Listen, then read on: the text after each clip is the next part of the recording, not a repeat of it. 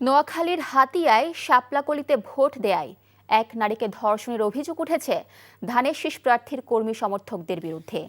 ভুক্তভোগী নারী ও তার স্বজনরা জানান, ওই নারী হাতিয়ার একজন ভোটার। 12 ফেব্রুয়ারি জাতীয় সংসদ নির্বাচন ও গণভোটে ভোট দেন। পরে ওই দিন রাতে একদল লোক তার ঘরে ঢুকে শাপলাকলিতে কেন ভোট দিয়েছেন বলে মারধর করে। এরপর তাকে ধর্ষণ করা হয়েছে বলে অভিযোগ করেন ভুক্তভোগী নারী।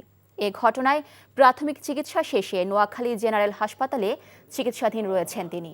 খবর পেয়ে হাতিয়ার নবনির্বাচিত সংসদ সদস্য এনসিপির যুগ্ম মুখ্য সমন্বয়ক আব্দুল হান্নান মাসুদ ও নোয়াখালী জেলা জামায়াতের আমির ইসহাক খন্দকার হাসপাতালে যান এবং ভুক্তভোগীর খোঁজ খবর নেন।